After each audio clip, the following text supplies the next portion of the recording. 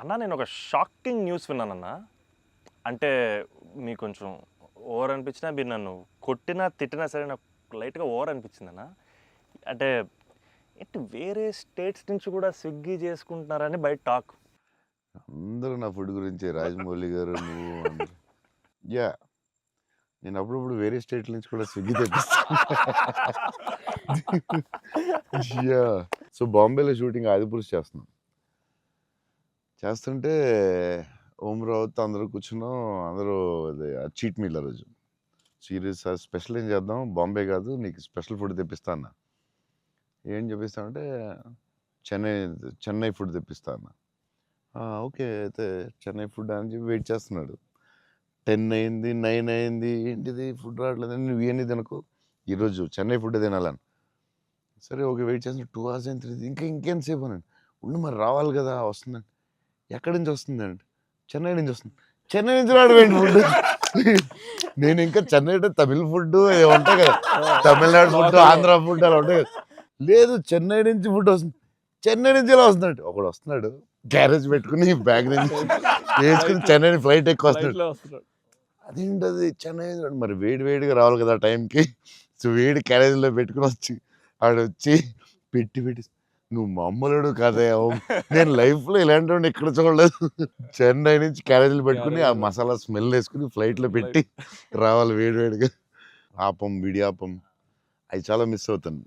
ఇక్కడ కూడా మనకు దొరుకుతాయి కానీ అక్కడ ఫీల్ వేరే. సో పాయా, బిర్యానీస్ అక్కడ వేరేగా ఉంటాయి. యాహ్! మన హైదరాబాద్ బెస్ట్ బిర్యానీ, కానీ చిన్న టమాటో ఫ్లేవర్ అది ఒక వేరేగా ఉంటుంది అది.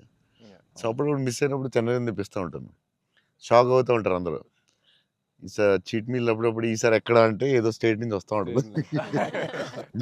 అన్న మా సినిమాలో మిమ్మల్ని ఇంప్రెస్ చేసిన ఒక డైలాగ్ కానీ, సీన్ కానీ స్పెసిఫిక్‌గా మీకు ఏమన్నా నచ్చిందా అన్న?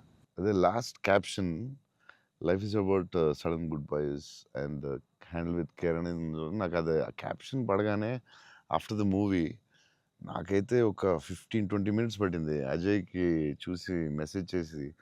మెసేజ్ కూడా ఫుల్గా క్లియర్గా రాదు. భలే ఉంది ఆ ఫిల్మ్. చాలా గట్టిగా టచ్ అయింది అది, ఆ క్యాప్షన్ మాత్రం. అది నాకు అదే కొంచెం మరీ కొంచెం పిండారు మీరు. బట్ యా, బట్ బ్యూటిఫుల్లీ అదేదో డిప్రెసింగ్గా లేదు, బట్ అలాగని అలా కూడా లేదు.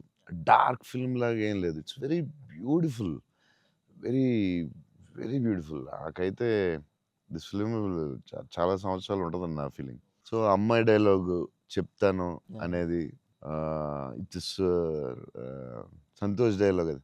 నేను నా లైఫ్ తప్ప ఎవరి లైఫ్ స్పాయిల్ నాశనం చేయలేదనేది ఎంత బాగా చెప్పావే. నువ్వు బిల్డింగ్ మీద కూర్చుని ఆ ఫోన్ కట్టే చాలా బాగుంది.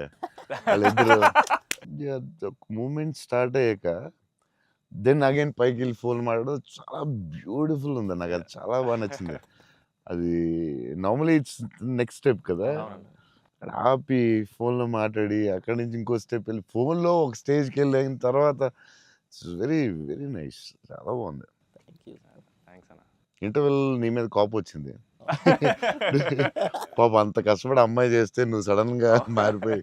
వెరీ స్ట్రాంగ్ క్యారెక్టర్ అమ్మాయి కూడా, వెరీ వెల్ రిటర్న్. ఇది చాలా చాలా రోజులు, వీక్స్, మంత్స్ ఉంటుందేమో నాకు తెలిసి ఈ ఫిల్మ్.